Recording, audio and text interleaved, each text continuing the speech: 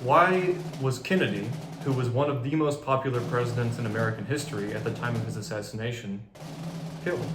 Why has the United States continued its trend of intervening in foreign conflicts to this day, 60 years later? The military-industrial complex. At the very same time, another Oswald, this would be the third Oswald in this story, he wanted to splinter the CIA into 1,000 pieces and scatter it to the winds.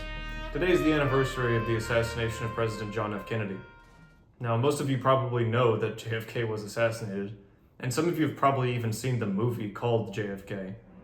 Now, I've also seen this movie, and I think it's very good, and I've read several books about the Kennedy assassination, and I don't think that the movie gives enough evidence to believe that the CIA did assassinate the president. It doesn't give very much context.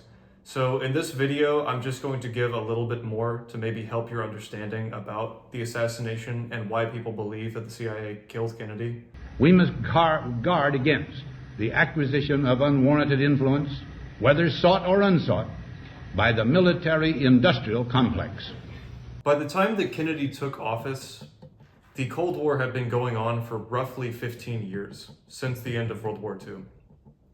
The president before John F. Kennedy was a man named Dwight D. Eisenhower, and he had supported several interventions from the United States in foreign conflicts across the entire world. During his presidency, you saw things like the Korean War, the Vietnam conflict, the Cuban Revolution, all sorts of things like that. And Eisenhower basically believed that it was something like the moral duty of the United States to fight against tyranny internationally. But during the end of his presidency, and more specifically during about the last year, he began to notice something which he put a name to inside the United States, this growing power. He called it the military-industrial complex. But we can no longer risk emergency improvisation of national defense. We have been compelled to create a permanent armaments industry of vast proportions. The military-industrial complex is a powerful alliance between the military, the government, and private defense contractors. When these three powers are combined, they can influence the national policy of the United States, because the more wars that are fought, the more weapons need to be ordered for the army, and so the defense budget grows. We annually spend on military security alone more than the net income of all United States corporations.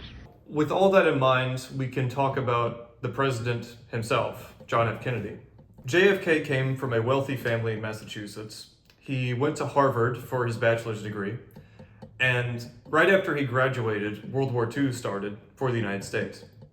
During World War II, he joined the Navy, and he was the captain of a patrol boat in the South Pacific fighting the Japanese. His patrol boat was sunk by a Japanese destroyer, and because of this incident, he became somewhat famous in Massachusetts from sort of the press coverage of that incident. After the war, he became a journalist first, and then he ran for the House of Representatives, and then he became a senator. Now, for some context for the rest of our story, while he was in the Senate, he was a very vocal advocate for African independence, as well as other things that were considered controversial at the time. And after he left the Senate, he ran for president in 1960. He won the election, and at the time of his election, at the time that he won the race, he was the youngest man to ever be elected to president at only 43 years old. Just before Kennedy was inaugurated, he received a phone call. The president of the Congo, a country in Africa which was currently fighting for independence against Belgium, had been assassinated by Belgian intelligence and the CIA. This greatly upset Kennedy, and a photographer who was in the White House at the time that he received the phone call managed to get a picture of him at the moment that he received the news. John Fitzgerald Kennedy, do solemnly swear that you will faithfully execute the office of President of the United States. that I will faithfully execute the office of President of the United States. Let us never negotiate out of fear, but let us never fear to negotiate. And so, my fellow Americans, ask not what your country can do for you, ask what you can do for your country.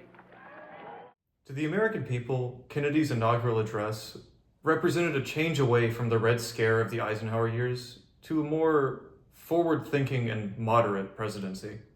We observe today not a victory of party, but a celebration of freedom, symbolizing an end as well as a beginning, signifying renewal as well as change.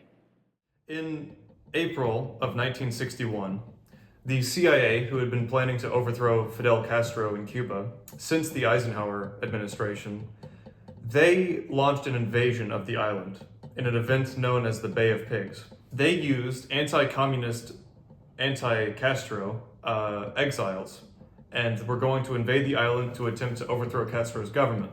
After the exiles had landed on the island, the CIA came to Kennedy and requested air cover for these exiles, the ones who were invading Cuba. The president refused, because violating Cuban airspace and providing American air cover would be essentially a declaration of war on Cuba, which he wanted to avoid.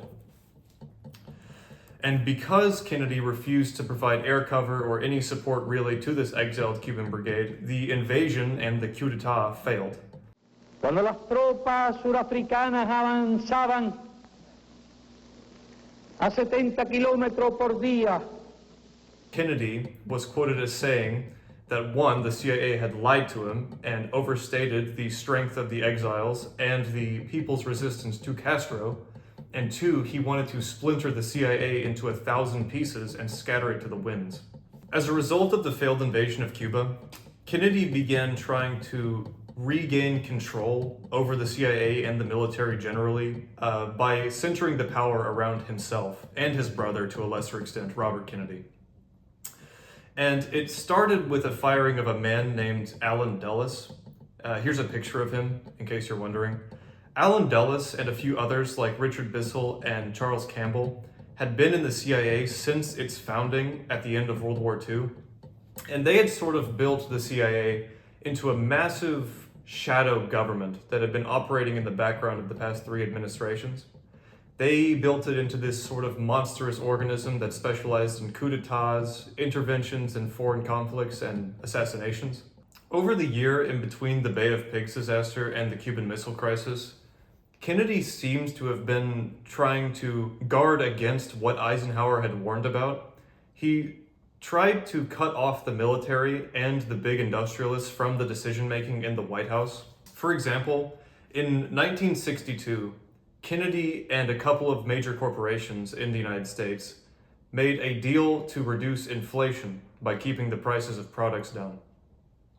But as soon as the deal was signed, the major companies all collectively at the same time raised the price of steel, and Kennedy called their bluff by threatening to exclude them from military supply contracts. So he sort of became notorious for being the president that wasn't exactly friendly to big business. The American people will find it hard, as I do, to accept a situation in which a tiny handful of steel executives whose pursuit of private power and profit exceeds their sense of public responsibility can show such utter contempt for the interests of 185 million Americans. A few gigantic corporations have decided to increase prices in ruthless disregard of their public responsibilities. Some time ago, I asked each American to consider what he would do for his country. And I asked the steel companies. In the last 24 hours, we had their answer. And obviously, the Cuban Missile Crisis is probably the most well-known incident of Kennedy going against what the military wanted. In October of 1962, the Soviet Union stationed offensive nuclear missiles on the island of Cuba. And to the American government, maybe not to Kennedy himself, but to the American government, it signaled a test of American resolve. Like, what would America do if the Soviet Union did this? The Joint Chiefs of Staff, which are the heads of each branch of the American military, wanted to go and invade Cuba and completely destroy the island. Kennedy basically believed that a diplomatic solution could still be found with the Soviet Union. And it turns out that Kennedy was right. About 30 years after the Cuban Missile Crisis, Castro would later say that there were nuclear warheads on the island, and had America invaded, he would have used them. So Kennedy was actually right in refusing the military's wants to invade the island. I don't have time to go into the details of the Cuban Missile Crisis. Maybe I'll make another video on it at some point in the future. But at the end of the crisis, a diplomatic solution was found with the Soviet Union, where they would take their missiles out of Cuba, and in exchange, America would pledge not to invade the island, as well as take their missiles out of Italy and Turkey. Basically, the chiefs of staff had been humiliated by the young president, and the world had been saved. The crisis seemed to change something in Kennedy. He started saying more openly that his goal was to end the Cold War. After he had had some time to organize his thoughts, he gave a speech at the American University. First, examine our attitude towards peace itself. And second, let us re-examine our attitude towards the Soviet Union. Third, let us re-examine our attitude towards the Cold War. From this point on, Kennedy's goal seemed to be a complete ending of the Cold War. He wanted to negotiate arms control agreements with the Soviets, and just generally ease the tensions that the two powers had been showing each other since the end of World War II. Our most basic common link is that we all inhabit this small planet. We all breathe the same air. We all cherish our children's futures, and we are all mortal.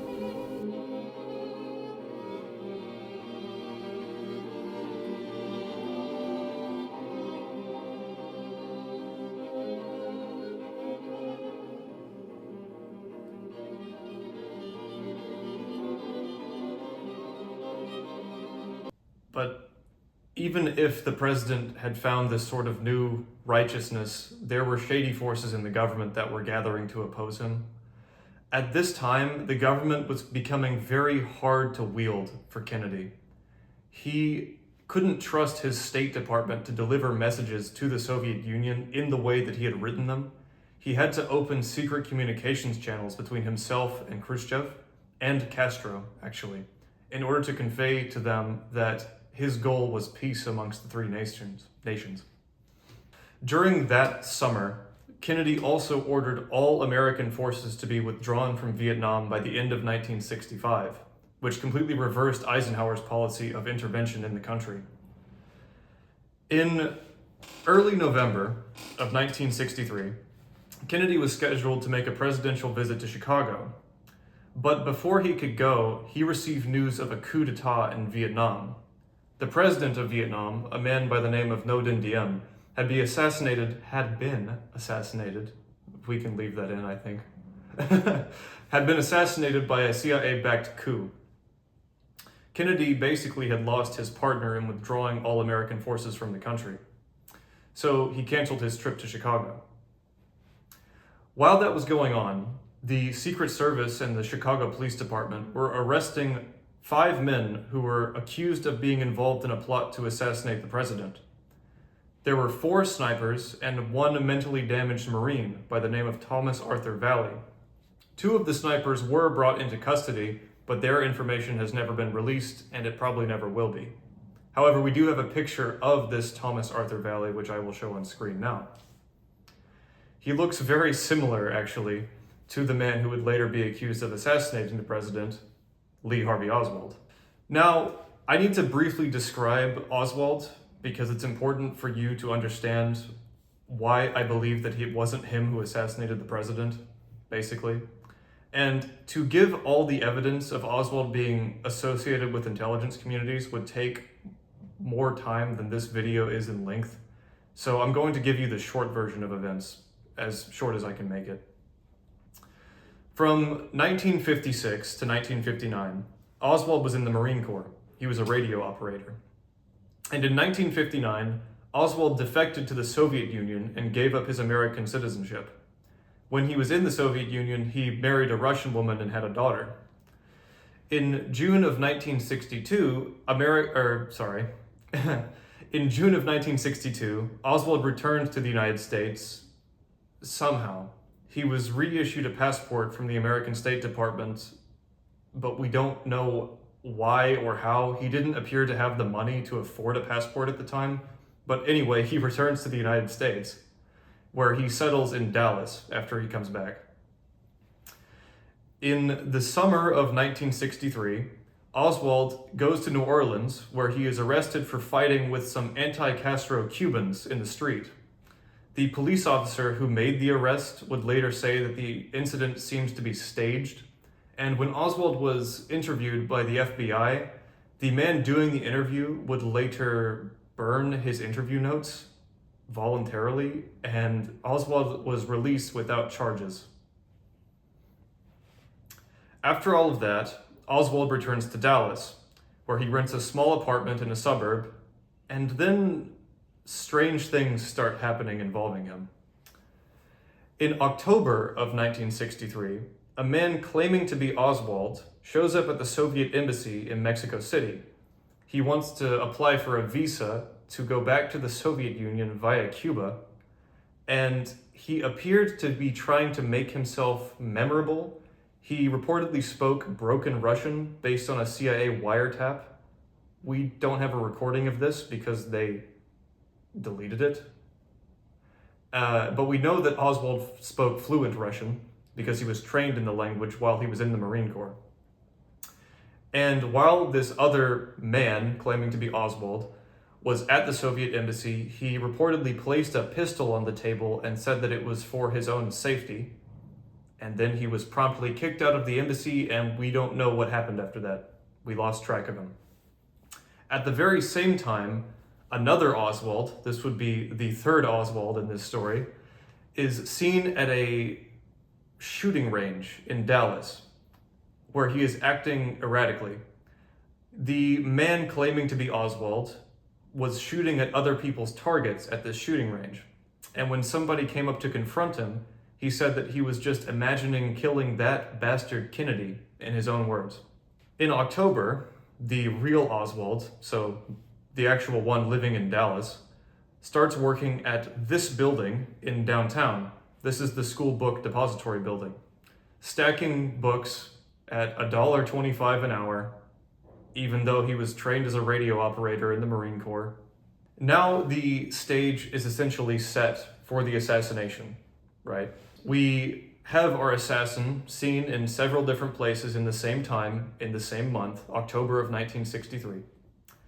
And while all this is going on, some other strange things, actually a lot of strange things are happening around Dallas, but I don't have time to explain them all to you, so I'll just tell you the important ones. In El Paso, Texas, a U.S. counterintelligence officer walks into a bank. He proceeds to fire his pistol twice into the wall, and then walk back out of the bank and wait to be arrested. When he was asked by the FBI why he did this, he said that he would rather be arrested than commit murder and treason. Now, many people believe, including myself, that this man was told by the Soviet intelligence agency that an assassination attempt was going to be made on Kennedy. Hence, he would rather be arrested than commit murder or treason. Treason being taking advice from a Soviet intelligence agency. In Louisiana, a woman is found on the side of the road. When she is brought to the hospital, she tells doctors that she was with a party of men who were driving from Miami to Dallas to assassinate the president that Friday. And this is just 2 days before the assassination. In fact, this is depicted in the movie JFK. Lastly, just days before the assassination, Lee Harvey Oswald is seen in 2 different places. The first place he is seen is in the hotel lobby of a hotel in Dallas. He is seen talking to a known CIA handler. That would be a person who helps coordinate secret agents in the CIA. And secondly, he is seen in the FBI office in Dallas delivering a note.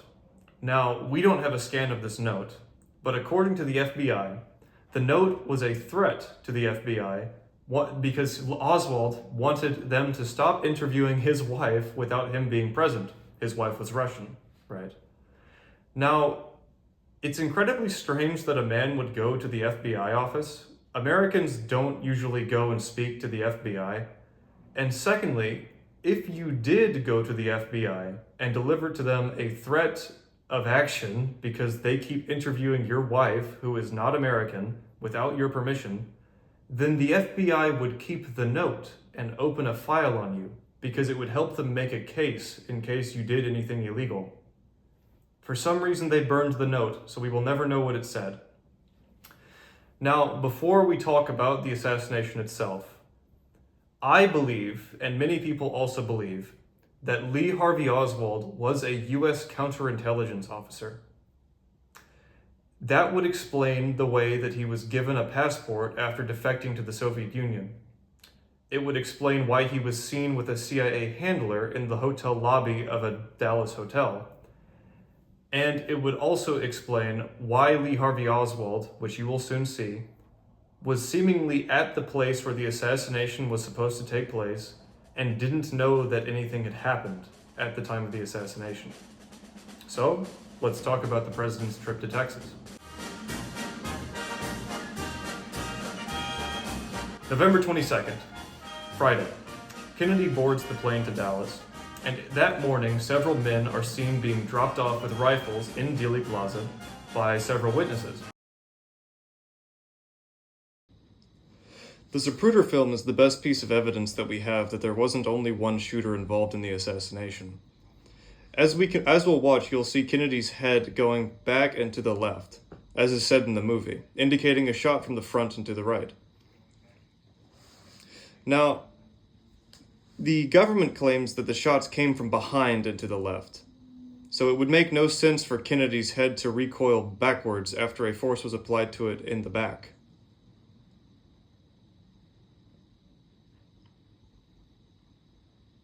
This is where the government claims that Lee Harvey Oswald fired from, the 6th floor of the school book depository building. Now, if Lee Harvey Oswald was firing from this building, why would he not have fired towards Kennedy on Houston Street, as indicated by the yellow arrow? And here is a picture of roughly where Lee Harvey Oswald fired from to the motorcade down on the street. You can see there's an X marked on the street from where Kennedy was exactly killed. At 12:30 p.m., Kennedy is struck in the head from the front, killing him. Many people in the crowd hear at least 4 to 6 shots that were fired at the president, and puffs of smoke are seen behind a fence on a hill that you may know about, known as the Grassy Knoll. All the while this is going on, Oswald is seemingly unaware that anything has happened. 2 minutes after Kennedy is struck, the owner of the building, the school book depository, and a police officer see Oswald on the 2nd floor in the lunchroom. He doesn't appear to be out of breath and isn't acting suspiciously. In fact, he was having a Coke at the time that the police officer came in. And as he is not acting suspiciously, he is not under arrest. After he is seen by the police officer and the owner of the building, Oswald proceeds to just walk out the front of the building like nothing has even happened. The location of Oswald for the next 45 minutes until he's arrested is not very well known. We know that he leaves the Texas School Book Depository and he makes his way back to his apartment in Oak Cliff, which is a suburb of Dallas. Roughly 30 minutes after the assassination, a police officer is killed in that neighborhood, and a description for a man who matches Oswald's description goes out over the police radio. At this time, Kennedy is also pronounced dead at Parkland Memorial Hospital. The doctors who were operating on Kennedy claim to have seen a large hole in the back right of Kennedy's head, indicating a shot from the front. His body is now illegally moved from the Dallas hospital to Washington, D.C. to be autopsied by military doctors and not civilian doctors. For some reason, this is illegal under Texas law, and so it's not exactly clear why this was done. The real Oswald, and I say real, and you'll know why in a second, the real Oswald walks into the Texas movie theater right next to where that police officer was killed. He does not pay for a ticket, and so the person who is doing the ticketing at the movie theater calls the police.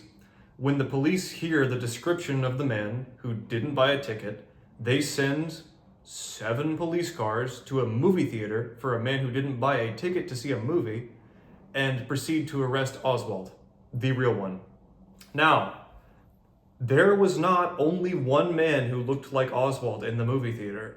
We later heard from an Air Force colonel that a man who looked exactly like Oswald was let out the back door of the movie theater and was later picked up by a CIA plane in the riverbed next to downtown Dallas. So yeah, there were two Oswalds in the movie theater.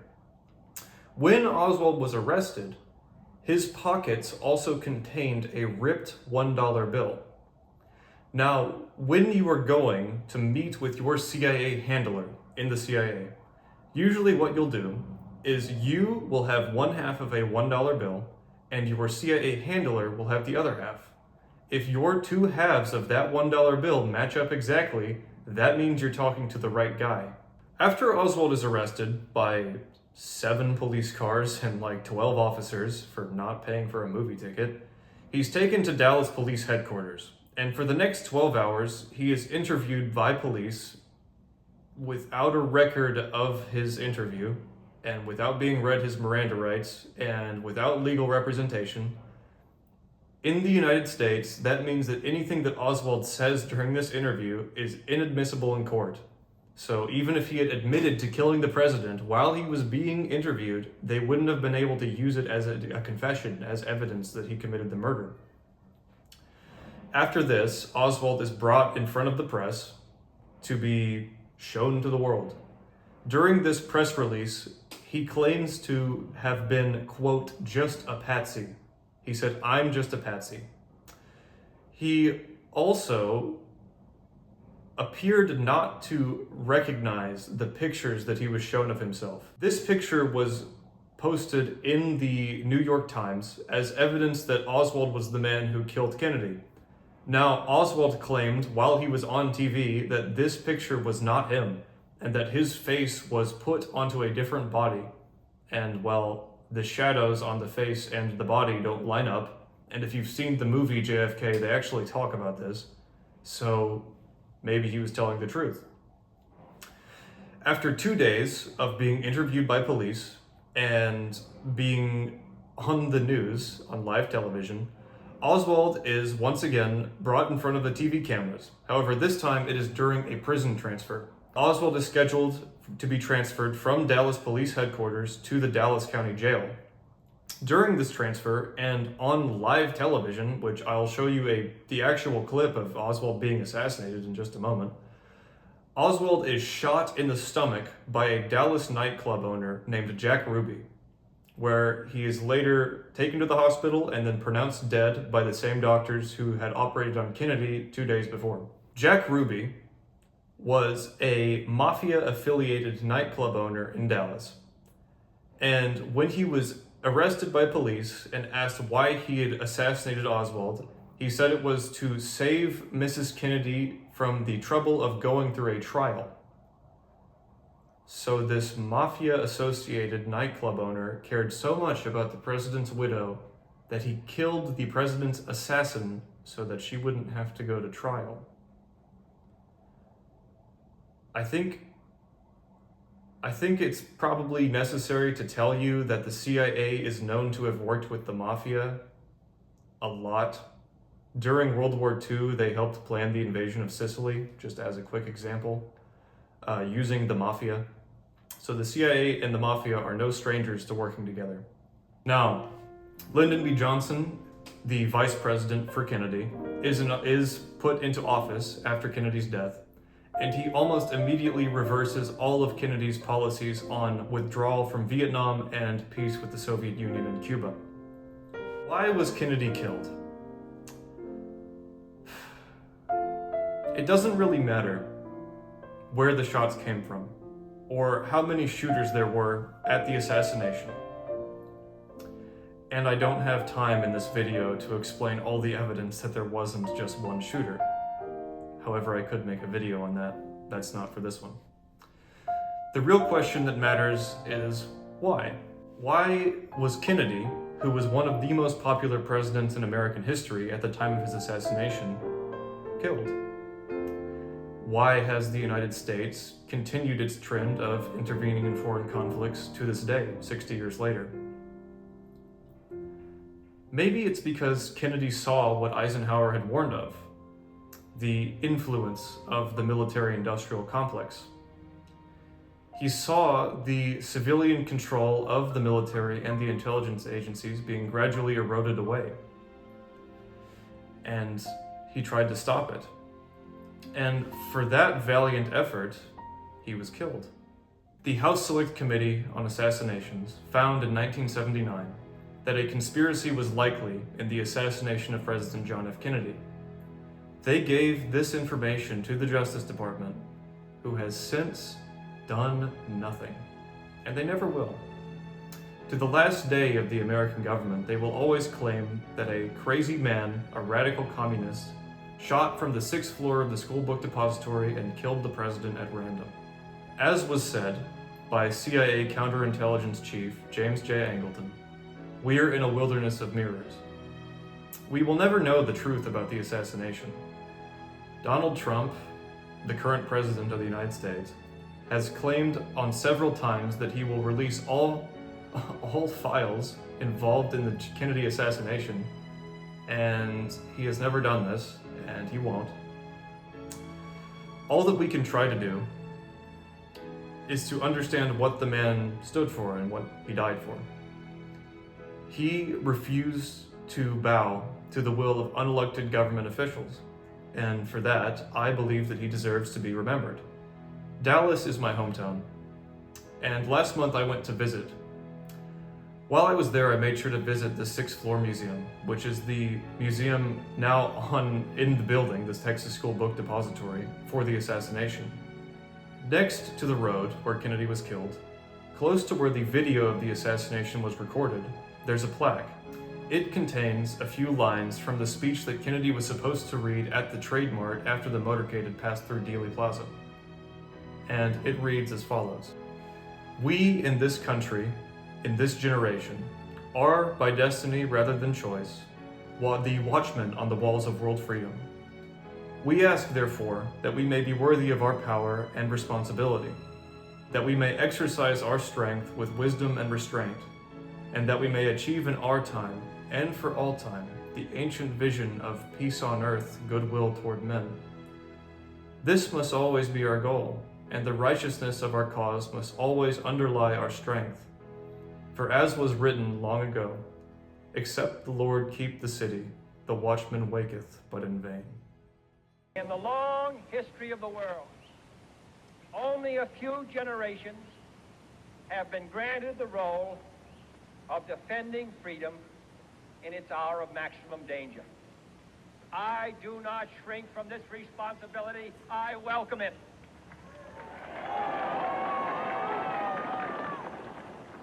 I do not believe that any of us would exchange places with any other people or any other generation.